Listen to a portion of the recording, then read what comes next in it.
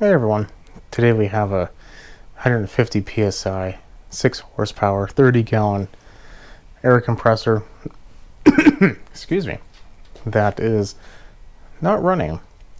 We have two problems. One, it does start, so once it gets to a certain level, it doesn't build pressure anymore. That's about 60 psi. And I have a pretty good idea what that is already. This is an oil-free pump, so they are not known for their longevity in my experience. Maybe some people have a different experience with them, but I don't. First things first though, when you connect it, nothing happens. Not only does nothing happen, it's also a lot of water in the tank, so before we do anything I'm going to empty it out. But basically, I have a pressure switch right here. Excuse me. And I was hoping I could just use this pressure switch, but every configuration that I was finding isn't ideal, because I mean, potentially I could put it on like this. This is the only one I could think of that would be okay, but the problem is this gauge and the chuck.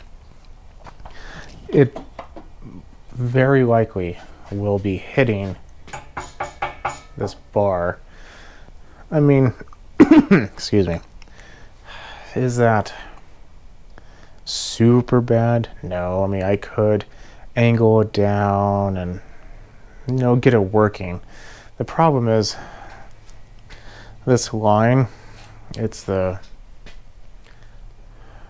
I'm trying to remember the exact name. Basically, it releases the pressure in the cylinder itself, so when it gets started, the engine and the cylinder isn't trying to compress already high pressure air. So it's like a relief in a way. Like, maybe that's the name, I forget. I'll have to look it up, but that's more or less how it ends up working. Now you can buy that line. You could buy all kinds of different type of line that would be okay with that, but I don't really want to, so we are stuck with that. So I think what we're going to do is I'm going to, basically how it ends up working is when that happens, it should be good. So where's this button here? It's wore off, but basically it should be turning it on for you. Something is not making it click. I have a feeling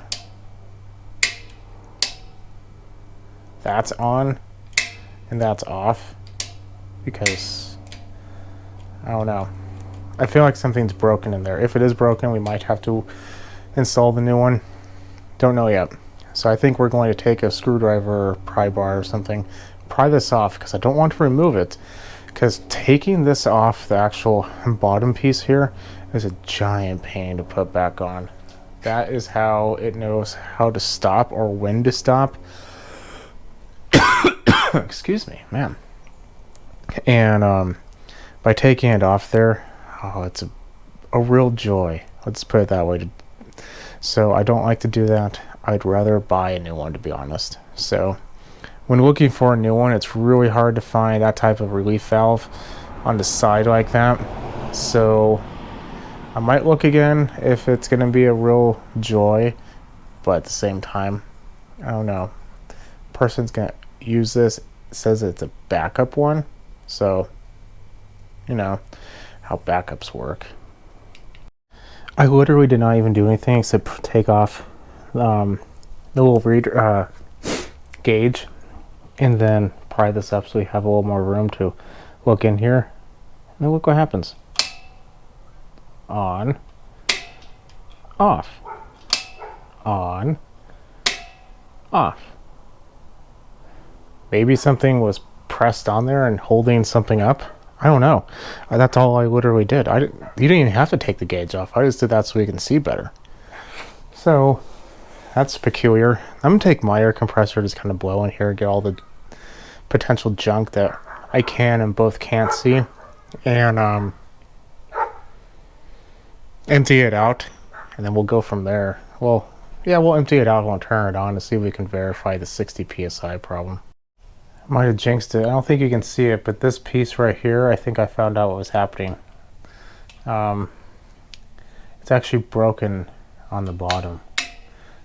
The piece that helps actuate it only goes to about halfway. Right now it's in touching it. I don't know if you can tell, but it's keeping, so when this moves forward,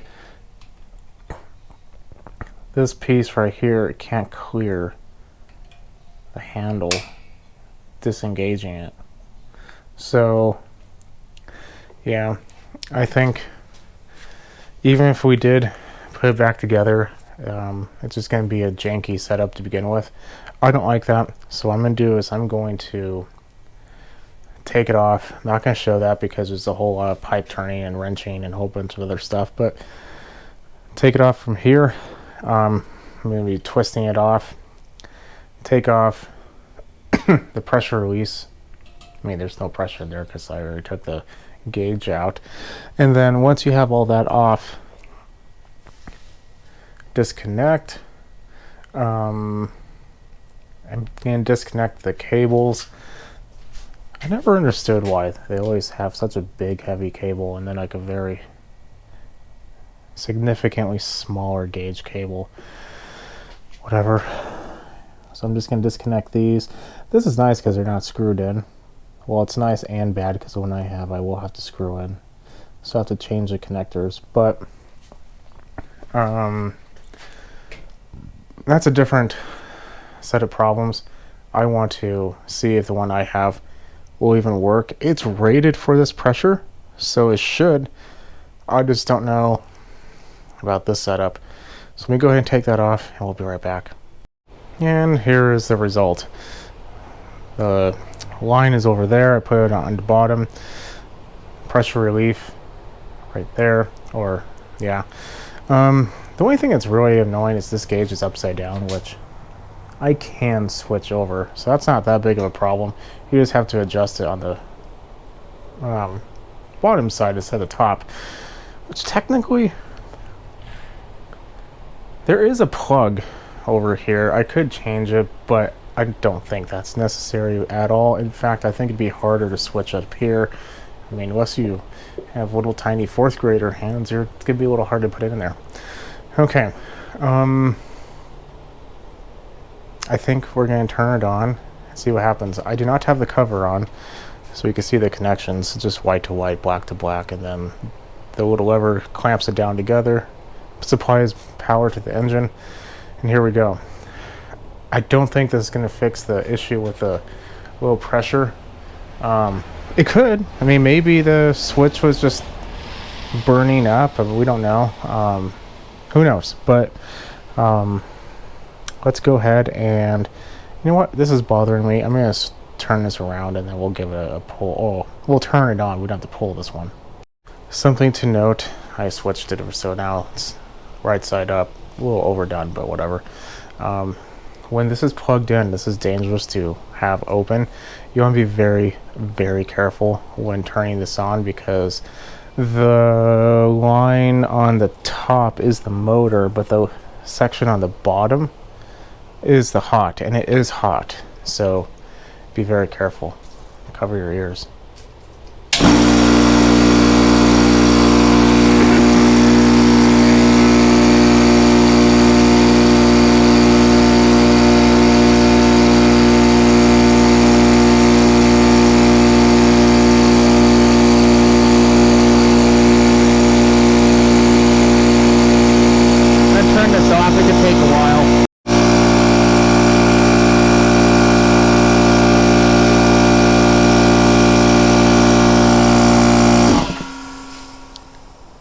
And that is what happened. Well, what was explained to me before. Over here, just to make sure this gauge is okay, I'm going to turn it back on. I want to see if it gets to, I think this is all the way open. See if it gets any higher.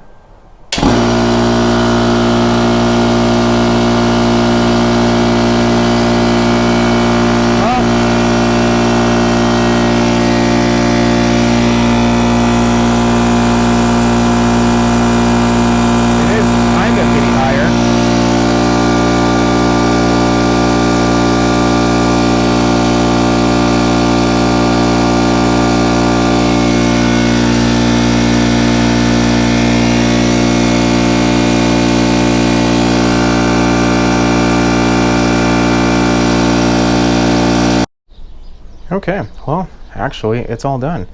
I still have a little bit of tuning to do, but it got up to like 145. So that's fine. This, I think, could be a little higher. Maybe not. But it should be done. So I guess it was a switch. Or this something was just shorting out. I don't know. But it did kind of linger at 60, but after a short amount of time, it just went past it. So I think it's pretty much set to go. Now, a couple things. Like I said, when this is open, it's very dangerous, so be careful. I'm going to make a video on how to adjust this properly. Well, how I adjust it. It's probably not the proper way. Excuse me. But while you have it out, a couple things to go over. One, on the bottom of this, there is a drain. You should drain it. And just because you open it up doesn't mean that it will drain. Sometimes they will be sitting there for long periods of time and it won't actually drain. So take out the whole drain plug, whatever type you have. Try to tip it over, see if anything comes out. Make sure your tank is mostly empty, and then nothing comes out, or at least very little. Shove like a screwdriver, a pen, something sharp that you don't really care if it gets dirty, and you'll see like most likely a pile of rust come out. That's never fun, but it happens. So is this the most legit way of fixing it? Probably not, but the pressure switch is a pressure switch, so it should be okay. I did have to bend the line a little bit, but it seems to work, and it holds pressure, so we are set to go. If this was not going to work, I'll go over something real quick. There's a set of reed valves in the head of the compressor. Check those. Sometimes they can be dirty, plugged up, and just not able to really generate enough pressure after a certain point. That's the easy way. Clean them, replace them if need be. If you do that and still does not work, you could try looking at the gaskets, see if that has anything to do with it. Probably not, though. And if that doesn't work, then you're going to have to replace the piston and potentially the cylinder. Well, it's like a sleeve, really. So, okay. Well, hopefully this helped out. If you like what you see, keep watching, subscribe. I'll catch you in the next video.